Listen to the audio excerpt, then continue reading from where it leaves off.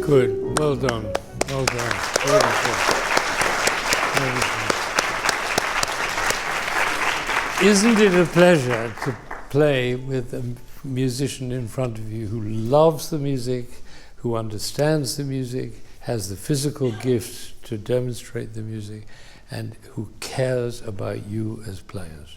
It's a great pleasure. And I'm speaking on behalf of all the players. So that's what's happening here, and it's beautiful, and you're a remarkable person and a remarkable musician, and you care deeply about the music, which is beautiful, and everybody feels it, you know, and they feel it too. And they felt it instantaneously. So that's a beautiful thing. Thank you for coming from Detroit for it. I have very little to criticize. I don't have anything actually to criticize. I have a few suggestions, and mainly to do with the second theme, but just a little bit about the beginning. The tempo you've taken is a fine one. For me, it's a little bit too slow to really feel those bars as beats. I found myself, as I was listening, thinking in three, but it's not that you don't know about the long lines, you do. If you moved it a fraction forward, you would be less tempted to beat. And there are moments where you have to beat in three, no question. But quite a lot of it actually plays itself once you've got that tempo going. And I'm a great believer that a piece of music played at the, quote, right tempo, and I'll explain what I mean by the right tempo, often has a feeling of playing itself. You don't have to do anything with it, it's there. And what I mean by the right tempo is what the composer must have been thinking. Right, so when the composer wrote, if you just get here, just jump over.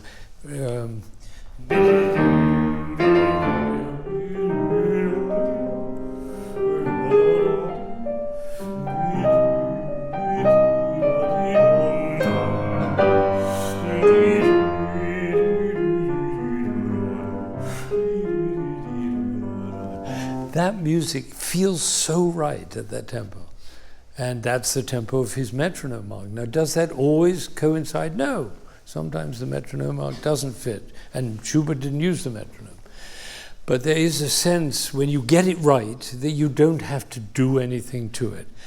It'll play itself. And we didn't quite have that. So my suggestion is just a suggestion, that you give up the andante quality of this and go for the allegro quality. That's the first thing. And the other thing is that sometimes the surprises are not surprising enough, because there are some amazing surprising here. So let's do it one more time, and then we're going to go on to the second theme. But I just love to do what happens when you move it. And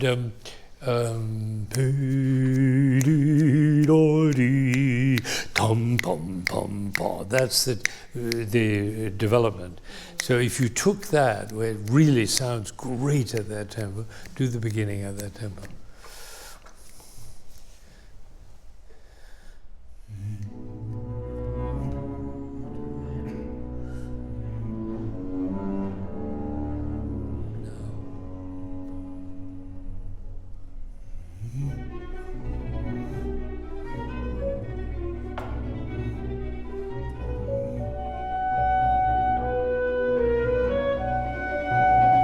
You see the feeling, isn't that amazing?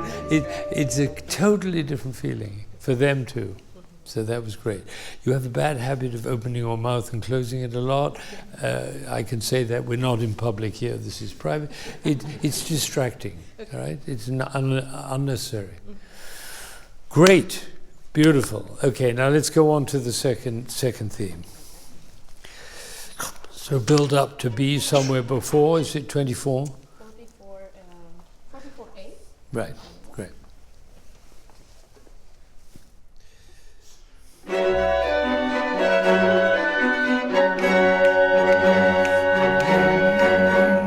Yeah, my belief is this is more powerful and more effective and more exciting with the D if you don't make a big ritardando. Okay. D, ba-pum, ba-pum, ba-ba-pum, and then, wow, what comes next? Whereas if you make a big thing about it, you've taken away the desire to go on.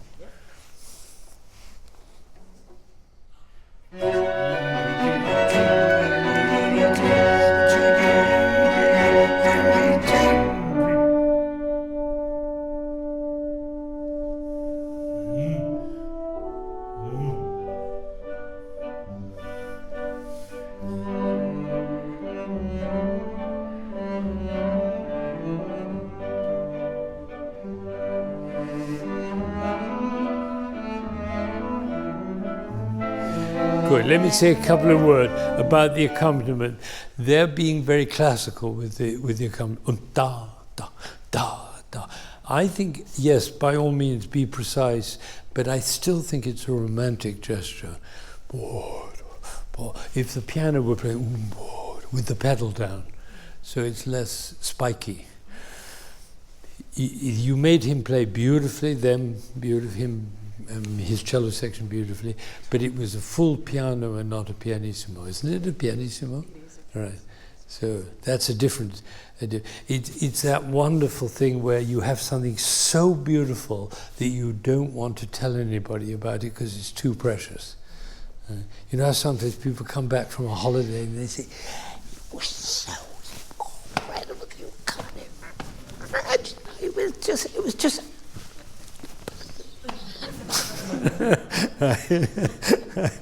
Right, that's that kind of pianissimo. So if you can somehow give him the permission to be expansive, but it's not piano yet. It will be, but it isn't yet. So pianissimo. And the other thing is, where are the beats? It's D,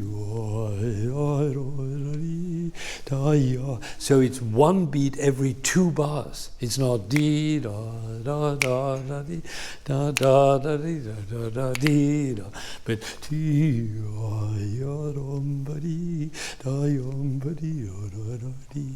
and some gesture like that would be really wonderful if you could give the feeling. That's the opposite of this. And they don't need much. And them playing very legato, because they have a slur with dots under it. That's a portato gesture. It's not staccato, right? And yes, let's do it. Let's do it from the D. From the right on A? No, it's just 2 bars before the tune. That's enough.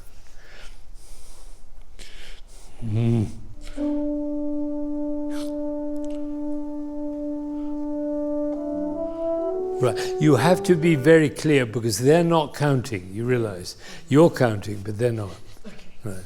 So you have to be very clear. Bum bum ba.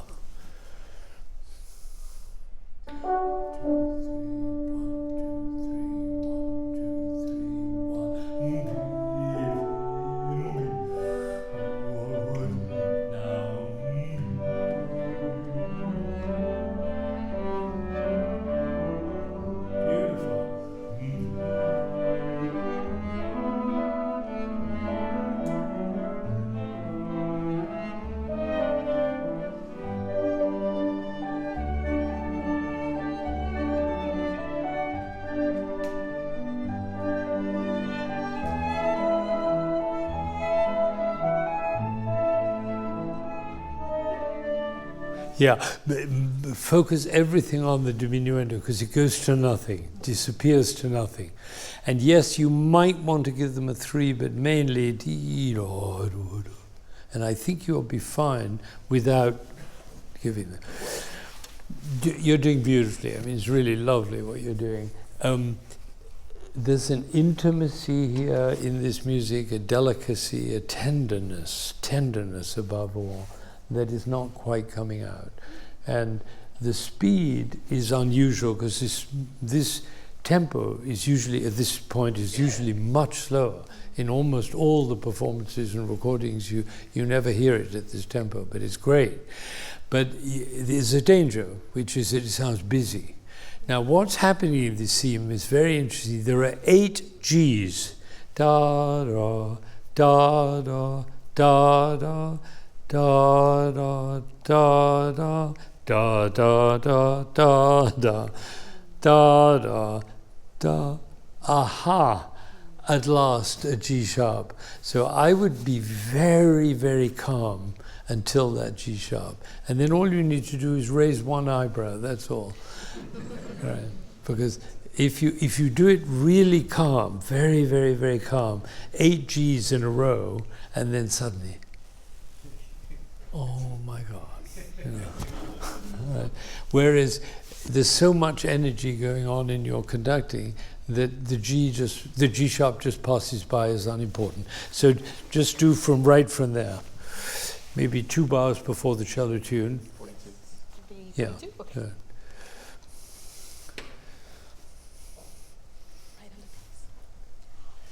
Yeah. Can you suggest something a little bit like, because they're doing the last note very short. You don't need to say anything to them, just ba ba ba ba ba ba ba ba. Just do it one and ba ba. It sets quite a different mood, doesn't it? It is. Right.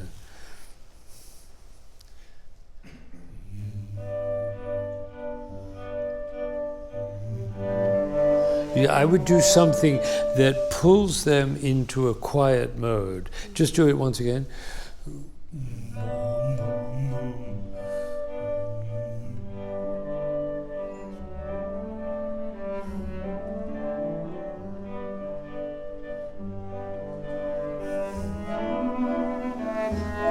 It's all you need, right? Try it again. And you notice there are no 3s in this, it's all just 1. And they're all good musicians, they know where the notes are. Okay.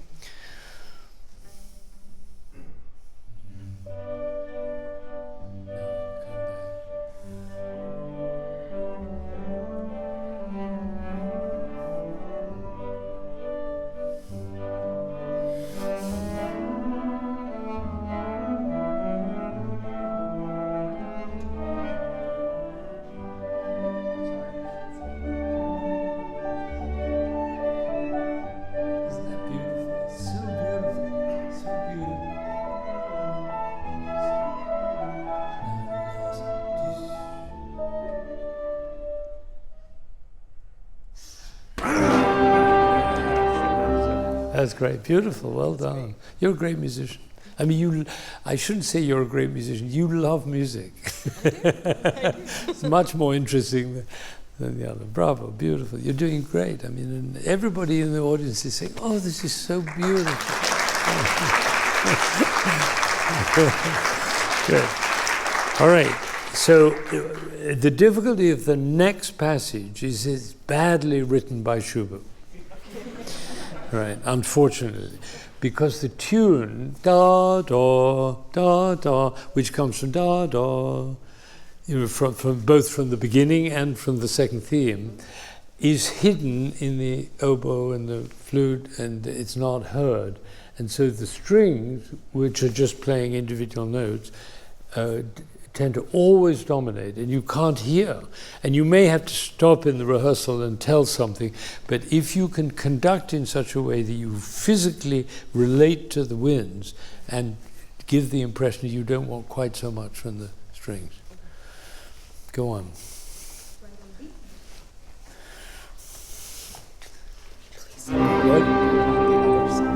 Okay.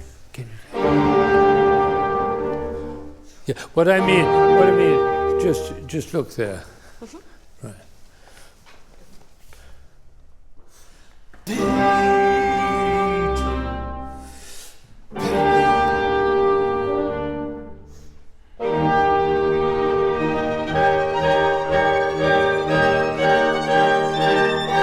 Trick here, little trick. The first note of that passage is an end, and then the next 6 quarter notes are an upbeat. Okay. So ti-o, ti-do. Now tim pam pam pam pam tim pam pam tim pam, and recovers the tempo. Otherwise, it's all slow. Yeah. All right, great.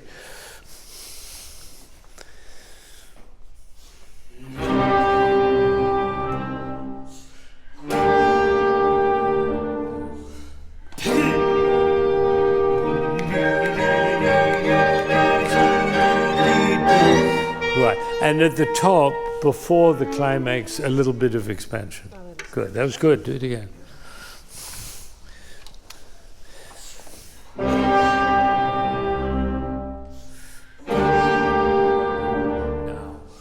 Let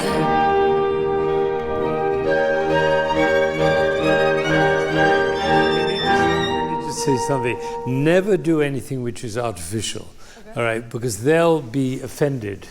Players are offended by artificiality. So just do a natural thing. The reason you take a little bit of time is because the chord is surprising, but no more. Do it again. We'll do it together.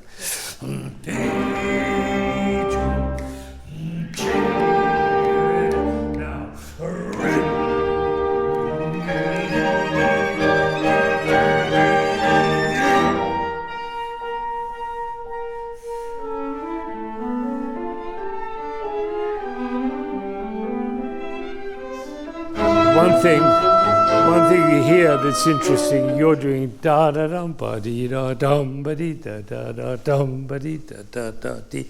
I'm not sure it's that. It could be. I think it's more likely that it's ta da dee da da da dee. Ta da dee da da da dee. So you reduce the impulses, and there's one every 2 bars. Just try that.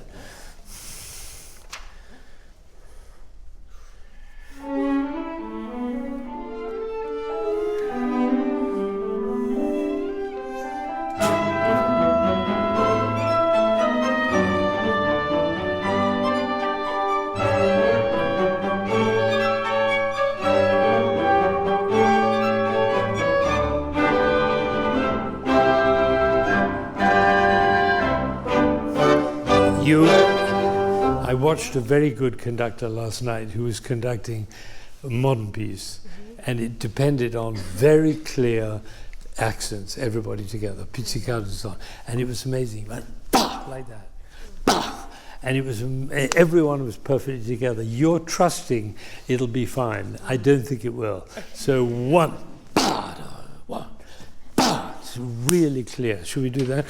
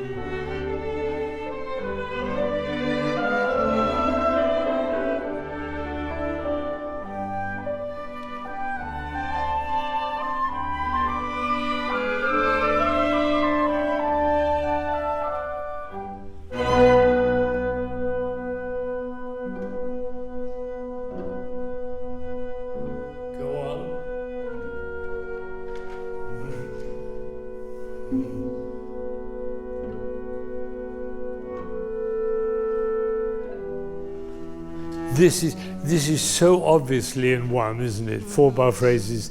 So think of it just as a simple 4-bar phrase. Just do that from here.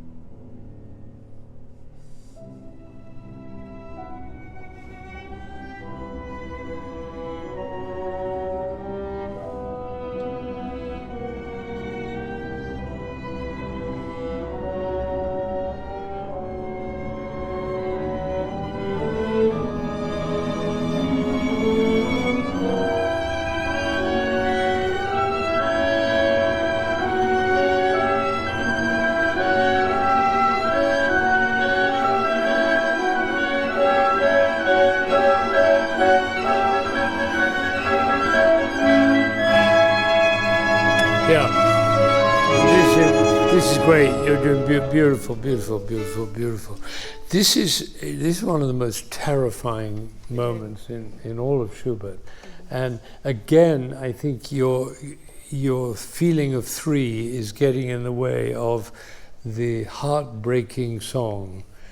It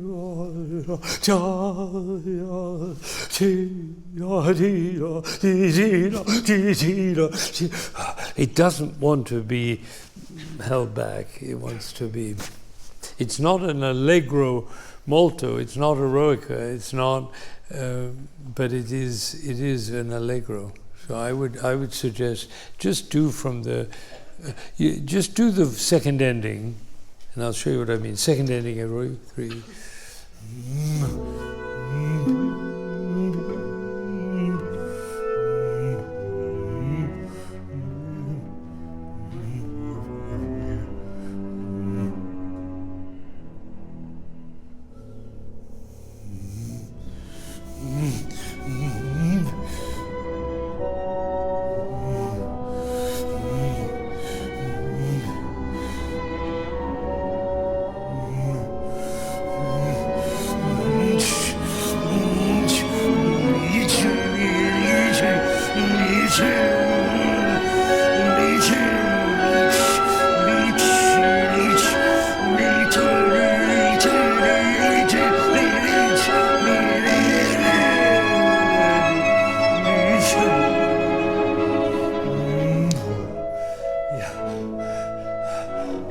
Right, you get it. Try it. Same place, second ending? It's heartbreaking. I mean, it's completely heartbreaking.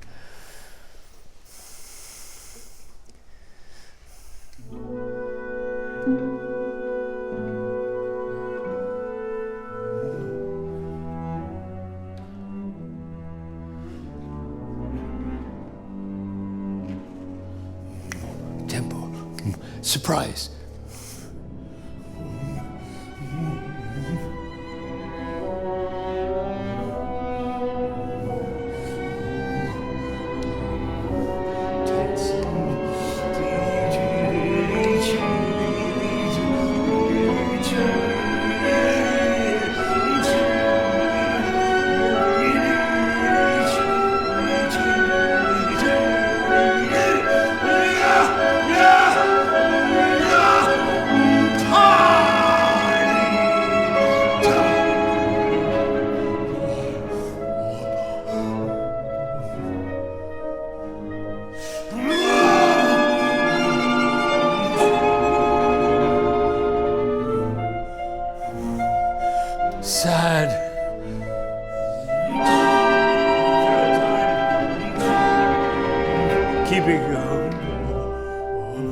Just live trombone.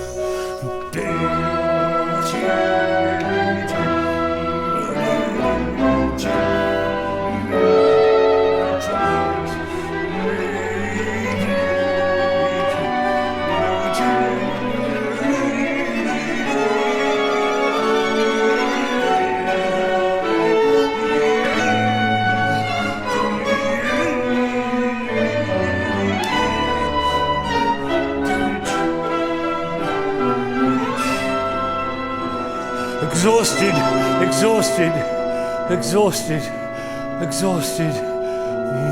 Now he comes.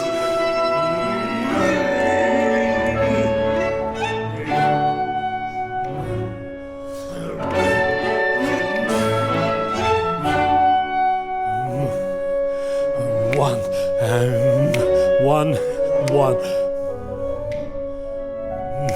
Tempo, tempo.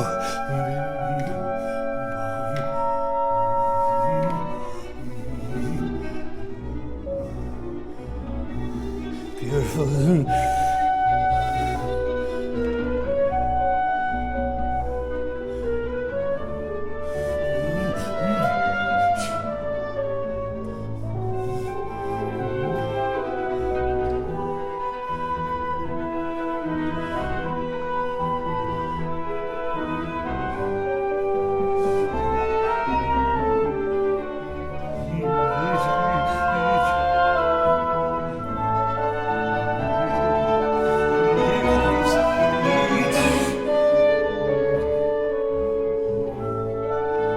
Big build up.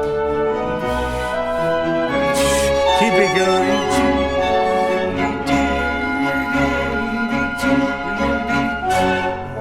Good. Bravo, bravo. Beautiful. Beautiful.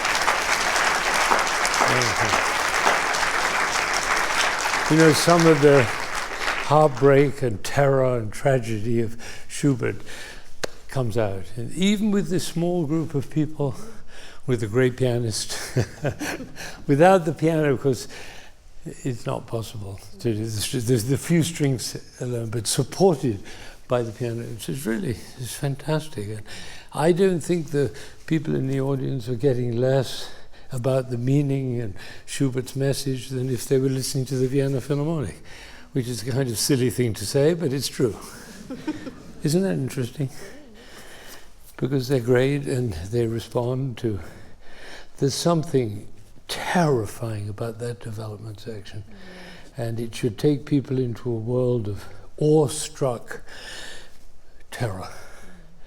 Of just... And if you can give the feeling to the players that you've been there, you understand the sorrow and the pain and the crying. Yeah, that was that G against the F sharp is just so poignant and so heartbreaking and creates a direct road into their souls and also into their experience. And that's our job. And if we're not doing that, we're actually wasting their time. It's not pretty. Right? It's not pretty. And you're great. I mean, you're a real musician and artist, and you feel deeply. And there's just a little bit of stuff in the way of the purest emotion that Schubert wants to give us. I hope the last thing I hear in life is songs from the Winterreise, you know. And that's the world this comes from. He was 24 when he wrote. How old are you? 21. 21? You're 19, yeah. 23, yeah.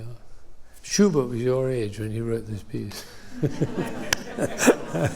How is it possible that he'd had all these experiences, that he understood this emotion? I mean, it's just staggering. Would you like to do a little of the second movement? Yeah, we'll just Great. Let's do the second movement.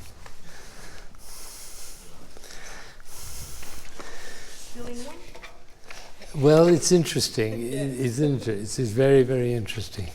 So these are the kind of things that conductors talk about. She said, "Is it still in one?" Well, it's a very interesting thing because, you know, I have a theory of why he didn't finish this piece. I've never heard it anywhere else, but I'm going to tell it to you. He wrote this first movement in 3. Then he wrote the second movement in 3. And then he came to the minuet, which of course was in 3, and he said, "Oh shit." Because no composer had ever done 3 movements in a row in 3. Beethoven never wrote an allegro moderato in 3. So, well, I'll tell you a little bit about it. Just start it.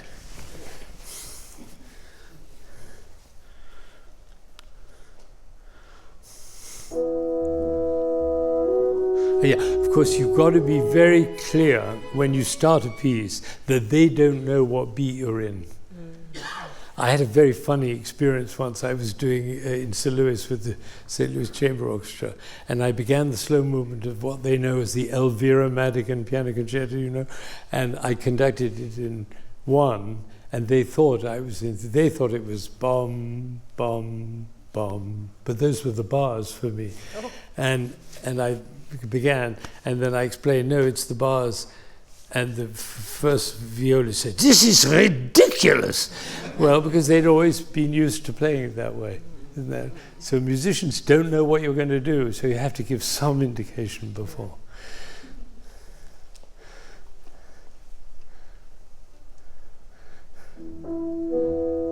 That always take care of horn players, because horn is the most difficult instrument to play in the orchestra, and if a horn player makes a mistake, it's always the conductor's fault. I just invented that.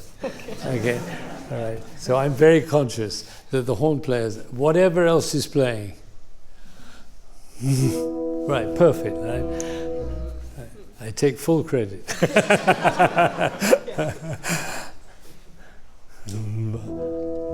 And it still wasn't quite right. Let me show you, right?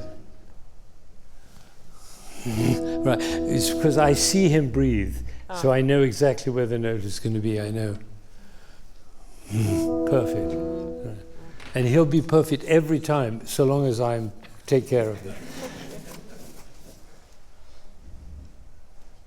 No, still not right. Let's do it together. Right, so look at him, and we go. It's magic, isn't it? It's called relationship.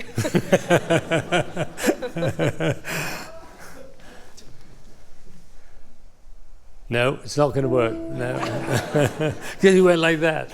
You've got to raise your arms the way he breathes. Right. So I see him breathe.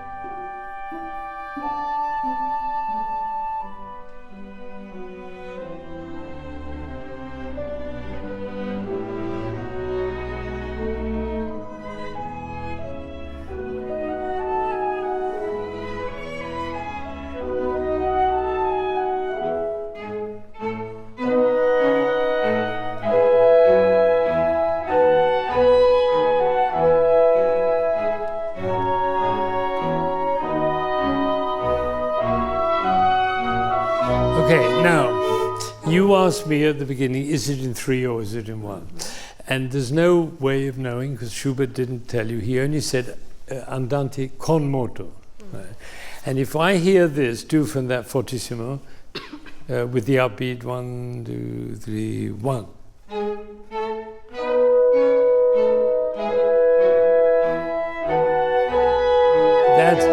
That to me cannot be andante con moto.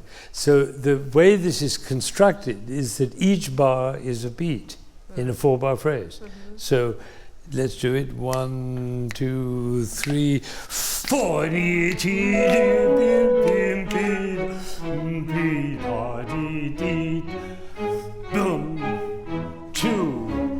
3. Right.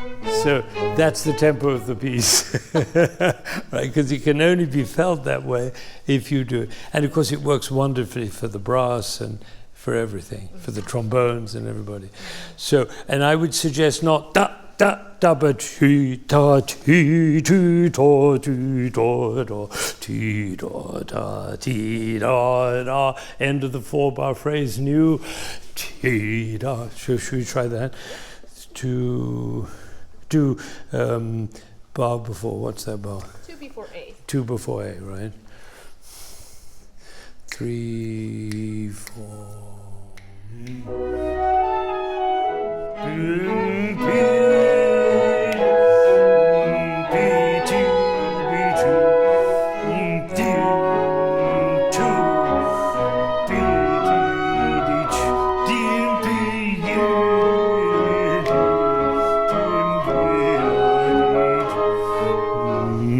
Right, that feels great, isn't it, right? And you may have to do a little threes to keep it buoyant, like a ping pong ball, and it has to be kept up all the time. So, but it's basically in 1. Should we try the same thing one more time? Yes. And see if you can make it sweep over 4 bars. And when you get to the end of the 4 bars, take a big breath, and the trombones take a big breath, and they start the next phrase. 3. This is 2 before, and 1, 2, 3, 4, din, 2, 3, now 4, dim, pin, 2, di,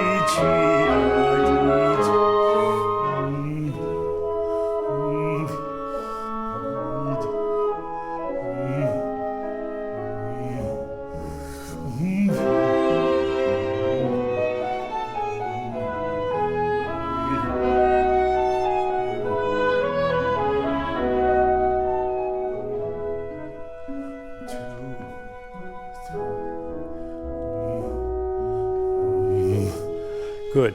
Now, that feels to me, I never got a chance to talk to Schubert about this. But if I had, I would have said, you mean it, of course, in 1, right?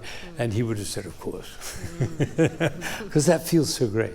Now, if that is the tempo, and we don't know, because he didn't leave metronome marks, if that is the tempo, you're going to have to do that from the beginning. And the interesting thing about this piece, unlike the first movement, which never ends, it goes and goes and goes and goes until that famous D. This is about stopping.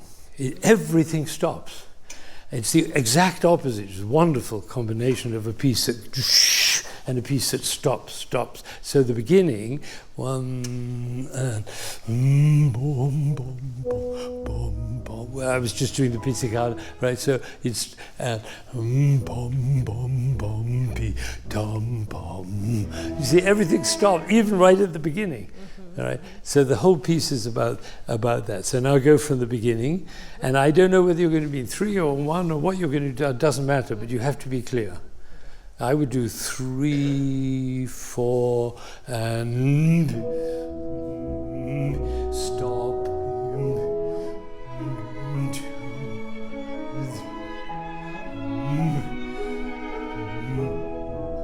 Stop.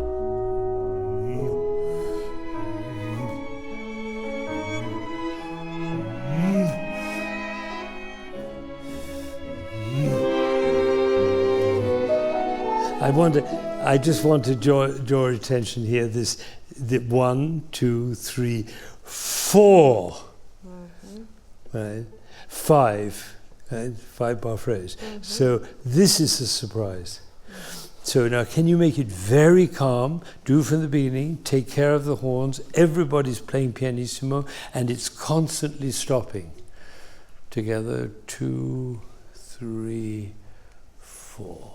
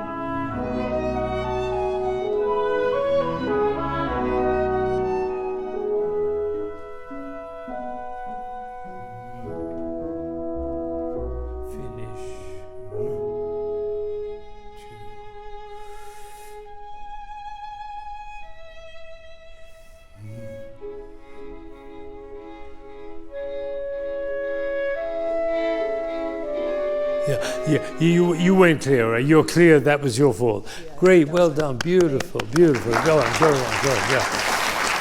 Now this is one of the great moments in Western art. Okay, so it's going to be. Do you notice how it keeps stopping, ending, and the pizzicato people are very important. Get their attention so they know that you know that the phrase is ending. Otherwise, it just goes like that and it misses the point. And the freedom that you got in the violins came from this, both the tempo and the willingness to end. Because they da da dee da da da dee da da dee dee da da dee is the way they sing when they're in the shower, not the way they play when they're sitting in an orchestra with 16 violins. They go da da da da da da da, and it comes many times and it gets very boring. Whereas the way he was playing it could never be boring, even if you've heard it 1,000 times. Isn't that beautiful? So let's set up this incredibly beautiful clarinet solo from the G sharp. Should we do?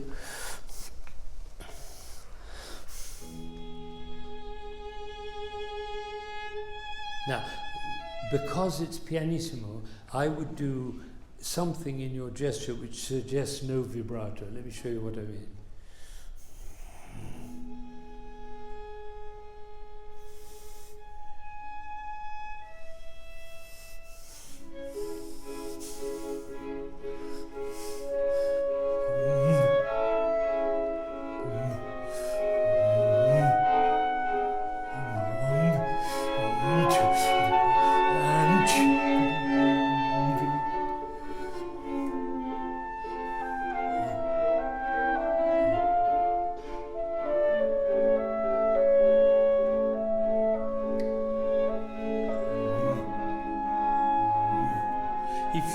If you were conducting the Vienna Philharmonic, they know the piece very well, and you had a clarinetist like that, you probably wouldn't conduct at all. But we have to here because they're not quite sure what's happening. So do it one more time, and this time be aware of the syncopations being very exact. Beautiful playing, lovely.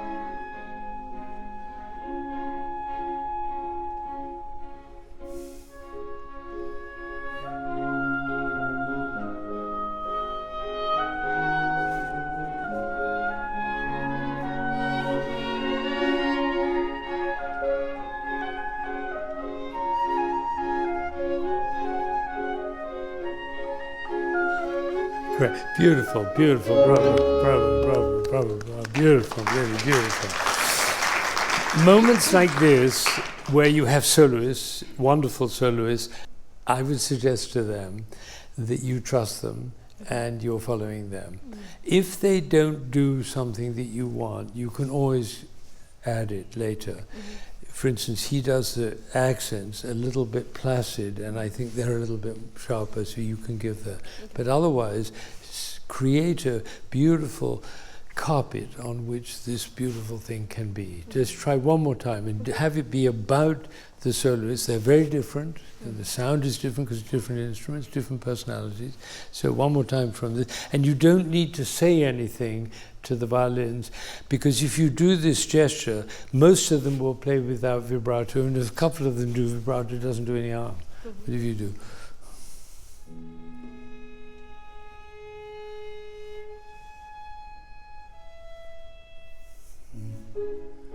Now listen.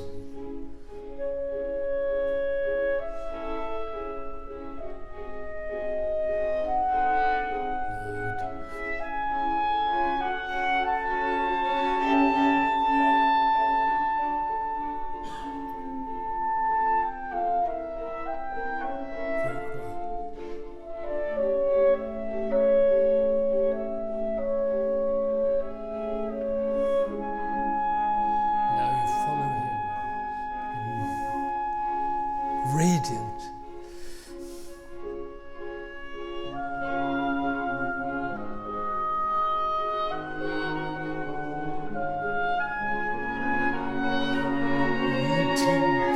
enjoy it, enjoy it, enjoy it. The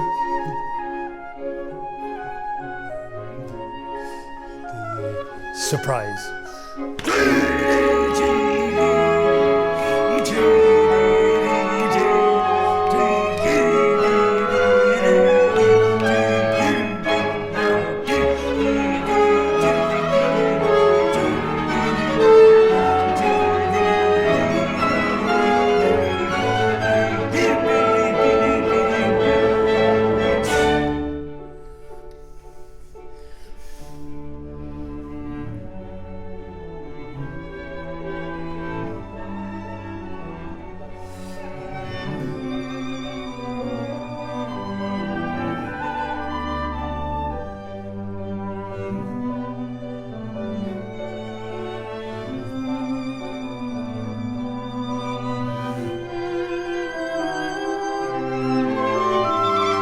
Radium Maggiore.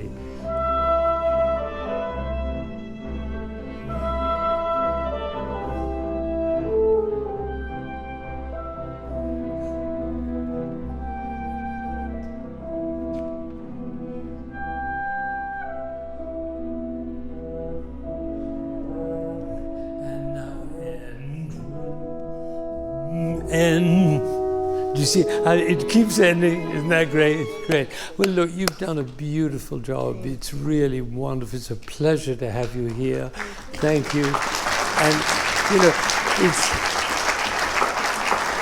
it's very dangerous to talk on behalf of other people because you don't really know what they're thinking. But I can, without fail, tell you everybody here enjoyed themselves in your presence and with your work, and I can, without worry that they may disagree, I don't think that anybody would disagree, because you're a pleasure. And music should always be a pleasure, should always be a joy, should always be respectful, which you are, and loving. And if that is the atmosphere in a rehearsal, orchestra players will be happy to be there, and at the end of a long rehearsal, they'll still be happy. And that's the aim in life of conductors, because you don't make a sound. You depend entirely on them to make beautiful sounds, make the sounds you have in your imagination, and whether they feel generous and willing and able is up to you. And that's true, of course, of all leadership. Whatever you're doing, the activities of the people around you depend on you as the leader to release, to enable, to empower, whatever words you want to use. None of the words are as good as the actual experience. The result, in my experience, is shining eyes. Your eyes are shining, mine is. Look, this guy doesn't have shining eyes all the time, I tell you. He works at Whole Foods. Is that right? I may have got, yeah, right. He doesn't look like that when he's working at Whole Foods, I promise you. You know, the only place people are fully engaged, relaxed, joyful, and expressed is in music. I think that's the only place. Oh, you see, in sports, people get excited, but half the people are miserable because they lost. You know, my brother went to a game where his son was playing soccer, and he came away from the game, he said to another parent, "Wow, wasn't that a great game?" And the other guy said, "Well, how can you say that? We lost." But they were playing a different game. Winning and losing is one game. Shining eyes is another game. Right? It's a total, and we musicians want to spend our lives in shining eyes, right? Isn't that what we want to do? And he was sick and should have stayed in bed, but he came out and look, his eyes are shining behind his mask. Look at that, wonderful. That's great. Well done. Beautiful. Thank you. Beautiful. Thank you.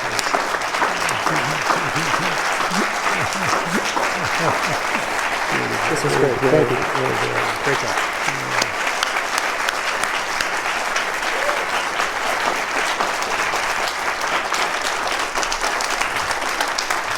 Now,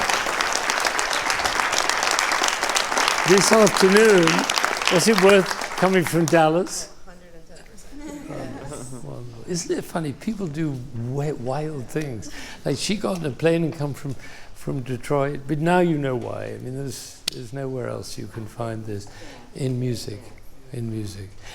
Now, interestingly enough, and this will amaze you, look, this 8-year-old is still wide awake and having a wonderful time.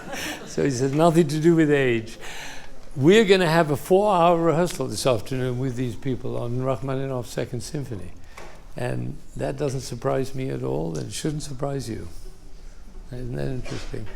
So thank you for coming. This has been a wonderful morning. Really great. Thank you. And bravo to the choir.